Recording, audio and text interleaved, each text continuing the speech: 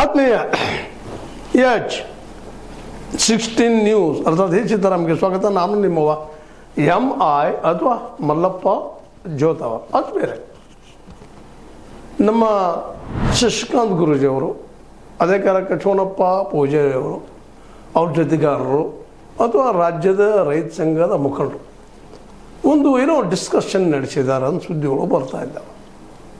ಮತ್ತೊಂದು ಕಡೆ ಇಂಟರ್ವ್ಯೂ ಕೊಡೋ ಮುಂದೆ ಪೂಜಾರಿ ಅವರೆಲ್ಲ ಡಿಸ್ಕಷನ್ ಮಾಡಿದ್ದೀವಿ, ನಾವು 5,500 ಕಬ್ಬಿಗೆ ರೇಟ್ ಕೇಳ್ತಾ ಇದ್ದೀವಿ ಟನ್ನಿಗೆ, ಅದನ್ನು ಮಾಡಿಸಿರ್ತೀವಿ ಅನ್ನುವಂಥ ಒಂದು ಛಲದ ಮಾತನ್ನು ಮಾತಾಡಿದ್ದಾರೆ. ನಿಜವಾಗಿ ಮಾಡಲೇಬೇಕಾದಂಥದ್ದು. 5,500 ಅಲ್ಲ, 6,000 ಮಟ್ಟು ಕಡಿಮೆನೆ.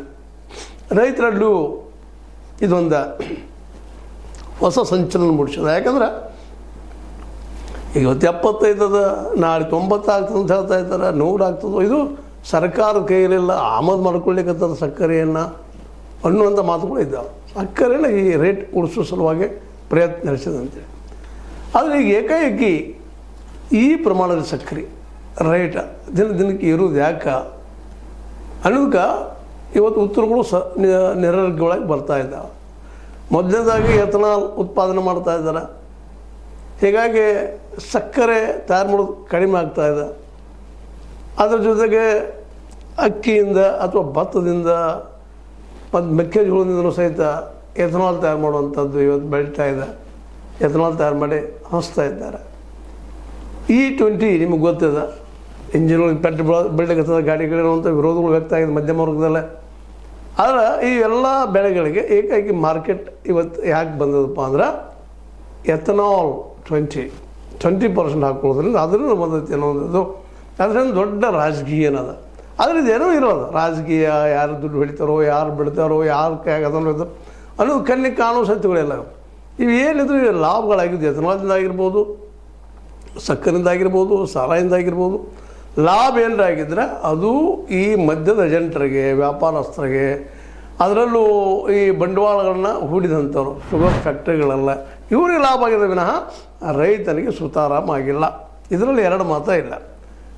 ಆದರೆ ಇವತ್ತು ಒಂದು ಏನು ಡೆವಲಪ್ಮೆಂಟ್ ಆಗಿದೆಪ್ಪ ಅಂದ್ರೆ ರೈತರಿಗೆ ಹಲವು ದಶಕಗಳ ಹೋರಾಟದಿಂದ ರೈತರಲ್ಲಿ ಒಂದು ಜಾಗೃತಿ ಮೂಡ್ತಾ ಇದ್ದಾರೆ. ಜೊತೆಗೆ ತಮ್ಮ ಧ್ವನಿಯನ್ನು ಹೆಚ್ಚು ಮಾಡ್ಕೊಳ್ತಾ ಇದ್ದಾರೆ, ತಮ್ಮ ಪ್ರತಿಭಟನೆ ಹೆಚ್ಚು ಮಾಡ್ತಾ ಇದ್ದಾರೆ. ಇವತ್ತು ಯಂಗ್ ಜನ್ರೇಷನ್, ವಿಶೇಷವಾಗಿ ಶಶಿಕಾಂತ್ ಗುರೂಜಿಯವರ, ಅವ್ರ ಜೊತೆಗೆ ಪೂಜಾರವರ, ಇನ್ನೂ ಅನೇಕ ರೈತ ನಾಯಕರ ಶ್ರಮದಿಂದಾಗಿ ಇವತ್ತು ರೈತರಲ್ಲೇ ತಮ್ಮ ಧಾರಣೆ ತಾವು ನಿರ್ಧಾರ ಮಾಡಬೇಕು ಅನ್ನುವಂಥ ವಿಚಾರ ಬೆಳೀತಾ ಇದೆ. ಯಾಕಂದ್ರೆ ಎಲ್ಲಿವರೆಗೆ ಮಾರ್ಕೆಟನ್ನು ರೈತ ತನ್ನ ಕೈಗೆ ತೆಗೆದುಕೊಳ್ಳೋದಿಲ್ಲ. ಯಾಕಂದ್ರೆ ಕಬ್ಬಿದ್ದಾಗ ಕಬ್ಬಿನ ಶುಗರ್ ಫ್ಯಾಕ್ಟ್ರಿ, ಕಬ್ಬಿದ್ದಾಗ ಸಾರಾಯಿ, ಕಬ್ಬಿದ್ದಾಗ ಮಳ್ಳಿ, ಕಬ್ಬಿದ್ದಾಗ ಎಥನಾಲ. ಕಬ್ಬ ಇಲ್ಲಂದ್ರೆ, ಭತ್ತ ಇಲ್ಲಂದ್ರೆ, ಗೋಧಿ ಇಲ್ಲಂದ್ರೆ, ಮೆಕ್ಕೆಜೋಳ ಇಲ್ಲಂದ್ರೆ ಎಲ್ಲಿ ಎಥನಾಲ್, ಎಲ್ಲಿ ಸಾರಾಯಿ, ಎಲ್ಲಿ ಸಕ್ಕರೆ? ಸಕ್ಕರೆ ಉತ್ಪಾದನೆ ಮಾಡ್ತಾರೆ, ಇಲ್ಲಂತ ರೈತರು ಸ್ವತಃ ಮಾಡೋಂಗದಾರೆ. ಕಲ್ಲು ಸಕ್ಕರೆ ಅದು ಇದು ಹಿಂದೆ ನೋಡಿದ್ರು. ಕೆಂಪು ಸಕ್ಕರೆ ತಮ್ಮ ಈ ಏನಪ್ಪ ಅಂದ್ರೆ ವಿಶೇಷವಾದಂಥ ಗಾನಗಳ ಮೂಲಕನೋ ಮತ್ತೇಳದ ಮೂಲಕನೋ ತಮ್ಮ ಒಂದು ಹಳ್ಳಿಗಳ ಮಟ್ಟದಲ್ಲಿ ಬೆಲ್ಲ ಉತ್ಪಾದನೆ ಮಾಡ್ಕೊಳ್ಳೋಂಥ ಅನೇಕ ಕೆಲಸಗಳನ್ನು ಮಾಡ್ಕೊಂಡಿದ್ದಾರೆ. ಆದರೆ ಇವತ್ತು ಶುಗರ್ ಫ್ಯಾಕ್ಟ್ರಿ ಬಂದಿದ್ದರಿಂದಾಗಿ ಶುಗರ್ ಫ್ಯಾಕ್ಟ್ರಿ ಮಾಲಕರು, ಸಹಕಾರ ಸಂಘದಾಗಿರ್ಬೋದು, ಮತ್ತೊಂದಾಗಿರ್ಬೋದು, ಇವತ್ತೇನು ಅದನ್ನು ಚುಕ್ಕ ನಡ್ಕೊಂಡಿದ್ದಾರಲ್ಲ, ಅದ್ರ ಜೊತೆಗೆ ವ್ಯಾಪಾರ ಮಾಡುವಂಥವ್ರು, ಅವ್ರಿಗೆ ಲಾಭ.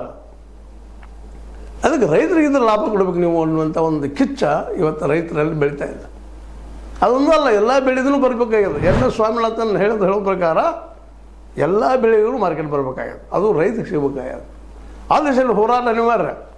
ಈಗಾಗಲೇ ಸೆಪ್ಟೆಂಬರ್ 23ಕ್ಕೆ ಪ್ರಹ್ಲಾದ್ ಜೋಶಿ ಕೇಂದ್ರ ಮಿನಿಸ್ಟರ್ ಇವತ್ತು ಅವ್ರ ಮನೆ ಎದುರು 1 ಲಕ್ಷ 2 ಲಕ್ಷ ಕೋಟಿ ಧರಣಿ ಮಾಡ್ತೀವಿ ಅನ್ನುವಂಥ ಮಾತನ್ನು ನಮ್ಮ ಈ ಪೂಜಾರಿಯವರು, ಚೋನಪ್ಪ ಪೂಜಾರಿಯವರು ಹೇಳಿದ್ದಾರೆ. ಒಂದು ಸಂದರ್ಶನ ಕೊಟ್ಟು ಅವ್ರ ಹೇಳಿಕೆಯನ್ನು ಗಮನಿಸಿದರೆ ಅದರ ನಂತರ ಮತ್ತೆ ನಾವು ಗುರುಲಾಭರಿಗೆ ಮಾತು ಕೊಡ್ತೀವಿ, ಅದು ಕೊಡೋದಕ್ಕೆ ಎಲ್ಲ ರೈತರು ಬನ್ನಿರಿ ಅಂತ ಕರೆ ಕೊಡ್ತಾ ಇದ್ದಾರೆ. ಬರಲೇಬೇಕಾಗ್ಯದ, ಇಲ್ಲಂತಲ್ಲ, ರೈತರು ಕೊಡಲೇಬೇಕಾಗ್ಯದ. 20, 30 ಲಕ್ಷ, 50 ಲಕ್ಷ ಕೂಡ್ರಿ ಅಂದಾಗ ಮೊದಲು ಸರ್ಕಾರ ಬೆಂಡ್ ಆಗ್ಲಿಕ್ಕೆ ಸಾಧ್ಯ ಇದೆ. ಇಲ್ಲಂದ್ರೆ ಸ್ವತಃ ನಿಮ್ಮ ರೈತ ಸರ್ಕಾರವನ್ನು ನಿರ್ಮಿಸ್ರಿ. ಯಾಕಂದರೆ ಎಲ್ಲಿವರೆಗೆ ರೈತ ಸರ್ಕಾರ ನಿರ್ಮಾಣ ಆಗೋದಿಲ್ಲೋ, ರೈತರ ಆಡಳಿತ ಬರೋದಿಲ್ವೋ, ಈ ಶೋಷಣೆ ಮುಂದುವರಿಯುವಂಥದ್ದಿನ. ಯಾಕಂದರೆ ಎಲ್ಲ ಪಾರ್ಟಿಗಳು ಈ ಬಂಡವಾಳಶಾಹಿಗಳ, ಈ ದುಡ್ಡು ಹುಡುವವರ, ಈ ಕಾರ್ಪೊರೇಟರ್ ಗುಲಾಮರನ್ನು ಎರಡು ಮಾತಿಲ್ಲ. ಸ್ವತಃ ಶುಗರ್ ಫ್ಯಾಕ್ಟ್ರಿ ಓನರ್ಗಳು ಸ್ವಂತ ತಮ್ಮ ದುಡ್ಡು ಹಾಕಿ ಮಾಡುವಂಥವ್ರು ಕೋಬಿಡೋದಿಲ್ಲ. ಅಟ್ಲೀಸ್ಟ್ ಒಂದು ಸ್ವಲ್ಪ ಡಿವೈಡರ್ ಆಗ್ತದೆ ಷೇರ್ದಾರರಿಗೆ, ಇನ್ನುಳಿದವ್ರಿಗೆ. ಇಲ್ಲಿ ಯಾರಿಗೂ ಡಿವೈಡ್ ಮಾಡುವಂಥದ್ದು ಅವಶ್ಯಕತೆ ಇಲ್ಲ. ನೇರಾನೇ ದುಡ್ಡು ಹಾಕ್ತಾರೆ, ತೆಗಿತಾರೆ. ಅವ್ರಿಗೆ ಎಷ್ಟೋ ತಮ್ಮ ಅನುಕೂಲ ಆಗೋದು ವ್ಯವಸ್ಥೆ ಮಾಡಿದರೆ ಇವ್ರಿಗೆ 3,300 ಒಂದು 200 ಹೆಚ್ಚು ಮಾಡ್ಬೋದು. ಇವತ್ತು ನಮ್ಮ ಅತ್ಯಂತ ಆತ್ಮವಿಶ್ವಾಸದಿಂದ ನಮ್ಮ ಪೂಜಾರವರು ಹೇಳ್ತಾ ಇದ್ದಾರೆ. ಅದೇ ಕಾರಣ ಆ ದೇಶದಲ್ಲಿ ಚರ್ಚೆ ಮಾಡ್ತಾ ಇದ್ದಾರೆ ನಮ್ಮ ಶಶಿಕಾಂತ್ ಗುರೂಜಿ ಅವರು, ಇನ್ನುಳಿದವರು.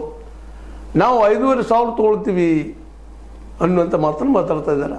ಬೇಕದು ಆ ಆತ್ಮವಿಶ್ವಾಸ ಇತ್ತಂದರೆ ನಮ್ಮ ಹೋರಾಟ ಕಿಚ್ಚು ಬರ್ತದೆ, ಬಲ ಬರ್ತದೆ. ಮತ್ತು ರೈತರಿಗೂ ಸಹಿತ ದೊಡ್ಡ ಅಮೌಂಟ್ ಅಂದಾಗ ಸಹಿತ ಪಾಪ ಅವ್ರಿಗೂ ಹೌದು ನಾವು ಹೋರಾಟ ಮಾಡಿ ಸಿಗ್ತದೆ ಅನ್ನುವಂಥದ್ದು ಈಗಾಗಲೇ ಕನ್ಫರ್ಮ್ ಅದ. 3,300 ತೊಗೊಳ್ಳೋ ಮುಂದೆ ಇದೇ ಗುರ್ಲಾಪುರದಲ್ಲಿ ಎಷ್ಟು ಜನ ಕೂಡಿದ್ರು, ಏನೇನಾಯಿತು, ಏನೇನಿಲ್ಲ ಅನ್ನೋದನ್ನು ಈ ಎಳೆ ಸಾಕಷ್ಟು ಸಭೆಗಳಲ್ಲಿ ಬಿಡಿಸಿದ್ದಾರೆ.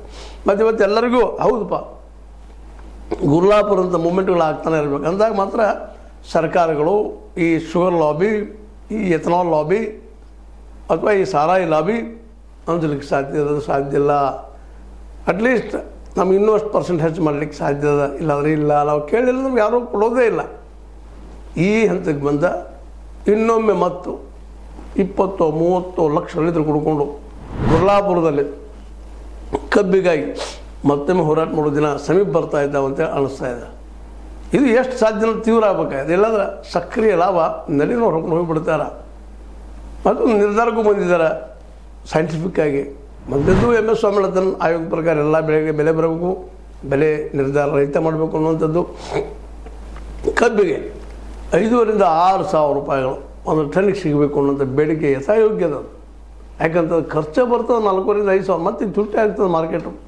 ಯಾಕಂದರೆ ಶುಗರ್ ತುಟ್ಟಿ ಆದ ತಕ್ಷಣ ಉಳಿದು ವಸ್ತುಗಳ ಬೆಲೆನೂ ತುಟ್ಟಿ ಹಾಕೋದು ಹೋಗಿಬಿಡ್ತಾವೆ. ಗೊಬ್ಬರಗಳು ತುಟ್ಟಿ ಆಗ್ತಾವೆ, ತಂದು ಹಾಕೋದು ತುಟ್ಟಿ ಆಗ್ತದೆ, ಲೇಬರ್ ಚಾರ್ಜ್ ತುಟ್ಟಿ ಆಗ್ತದೆ, ಎಲ್ಲ ತುಟ್ಟಿ. ಈ ಎಲ್ಲ ನೆಲೆಗಟ್ಟಿನಲ್ಲಿ ಮತ್ತು ಪ್ರತಿ ವರ್ಷವೂ ಕಬ್ಬು ಹಾಕೋದ್ರಿಂದ ಭೂಮಿ ಸವಕಳಿ ಆಗ್ತದೆ, ಭೂಮಿನೂ ತನ್ನ ಶಕ್ತಿನ ಕಳ್ಕೊಳ್ತದೆ, ಅದು ಲಾಸ್ ಆಗ್ತದೆ ರೈತಗೆ. ಈ ಎಲ್ಲ ದೃಷ್ಟಿ ಇಟ್ಕೊಂಡು ಇವತ್ತು ಒಂದು ಚಿಂತನೆ ಮಾಡ್ತಾ ಇದ್ದಾರೆ ಅನ್ನೋ ಸುದ್ದಿ ಬರ್ತಾ ಇರೋದು. ಇದು ಒಂದು ರೀತಿಯಿಂದ ಸಕ್ಕರೆ ಬೆಲೆ ಏರಿದ್ದಕ್ಕೂ ನಮ್ಮ ರೈತರಲ್ಲೇ ನಾವೇನಾದರೂ ಮಾಡಬೇಕು, ಅದರ ಲಾಭ ತೊಗೊಳ್ಬೇಕು ಅಂತ ಅವ್ರ ಮನಸ್ಸಲ್ಲಿ ಬಂದಿದ್ದು ನಿಶ್ಚಿತವಾಗಿ ಒಳ್ಳೆ ಬೆಳವಣಿಗೆ. ಇದಕ್ಕಿಂತ ಇಂಪಾರ್ಟೆಂಟ್ ಏನಪ್ಪ ಅಂತಂದ್ರೆ ಏನಾದರೂ ಮಾಡಿ ಅಧಿಕಾರವನ್ನು ತಾವೇ ಪಡ್ಕೊಳ್ಳುವಂಥದ್ದು ರೈತರೆಲ್ಲ. ಇದು ಸಹಿತ ಪ್ರತಿಯೊಬ್ಬ ರೈತ ಯೋಚನೆ ಮಾಡಬೇಕಾಗಿದೆ. ಹೌದಪ್ಪ, ನಮ್ಮಲ್ಲಿ ಸಜ್ಜನರು ಯಾರಿದಾರ, ಯೋಗ್ಯರು ಯಾರಿದಾರ, ಅವರನ್ನು ಆಯ್ಕೆ ಮಾಡಿ ಕಳಿಸುವಂಥ 224 ಕ್ಷೇತ್ರಗಳಲ್ಲಿ ಸಾಧ್ಯತೆ. ಯಾಕಂದರೆ ಎಲ್ಲ ಕಡೆ ರೈತರಿದ್ದಾರೆ. 60-65%, 70% ರೈತರಿದ್ದಾರೆ.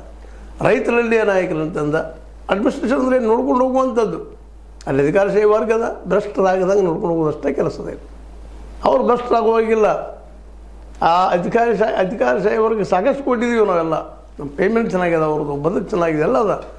ಎಕ್ಸ್ಟ್ರಾ ಮೇಯುವಂಥ ಕೆಲಸ ಅವ್ರಲ್ಲದ, ಅದನ್ನು ಖರ್ಚು ಮಾಡ್ಬೇಕಾಗಿದೆ. ಯಾರಪ್ಪ ಅದು ರಾಜಕಾರಣಿಗಳಂತ ಇವತ್ತು ರಾಜಕಾರಣ ಯಾರೂ ಮಾಡೋದಿಲ್ಲ. ಯಾಕಂದ್ರೆ ಅಲ್ಲಿ ಅವ್ರಿಗೂ ಪಾಲಿರ್ತದೆ.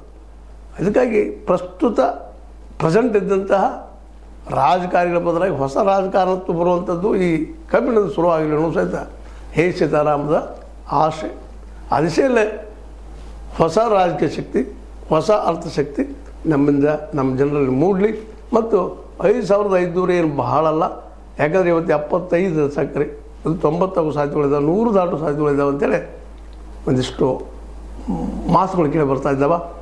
ಅದೆಲ್ಲ ನಿಜ ಆತಪ್ಪ ಅಂತಂದ್ರೆ ಮತ್ತಷ್ಟು ಹಾನಿ ಯಾರು ಇಲ್ಲಿಲ್ಲ ರೈತಗೆ ಮತ್ತು ಕೊಳ್ಳುವವನು ಅಂತ ಹೇಳ್ತಾ ಈ ರೈತ ಮಕ್ಕಳು ಜಾಗೃತ ಆಗಿ ಹೋರಾಟ ಹಿಡಿತಾ ಇದ್ದಾರೆ. ಇದು ಸಂತೋಷ ಡೆವಲಪ್ಮೆಂಟ.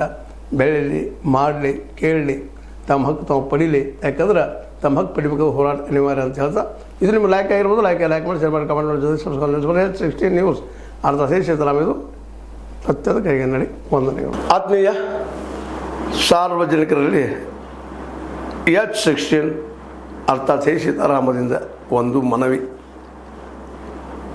ಈ ಸಂಸ್ಥೆ ಭ್ರಷ್ಟಾಚಾರ, ಅನ್ಯಾಯ, ಅತ್ಯಾಚಾರಗಳಿಂದ ನೊಂದವರ ವೇದಿಕೆ.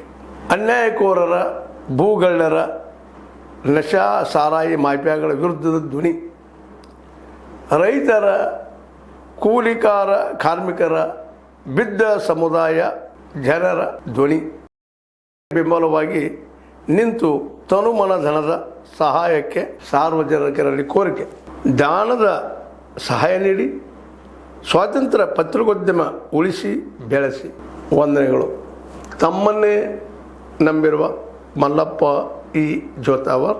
ಈ ಕೆಳಗಿನ QR ಸ್ಕ್ಯಾನ್ ಮಾಡಿ ಅಥವಾ ಈ ನಂಬರ್ ಅಂದರೆ 7411402405ಗೆ ಇಲ್ಲ 9686864852ಗೆ ನೀವು ಫೋನ್ಪೇ ಮಾಡಿ, ಪೇಟಿಎಮ್ ಮಾಡಿ ಅಥವಾ ಇನ್ನಾವುದೇ ಮಾಧ್ಯಮದಿಂದ ಗೂಗಲ್ ಮೂಲಕ ಸಹಾಯ ಮಾಡಿ ಈ ಪ್ರಾಮಾಣಿಕ ಪತ್ರಿಕೋದ್ಯಮವನ್ನು ಉಳಿಸಿ ಅಂತ ಮತ್ತೊಮ್ಮೆ ಮನವಿ.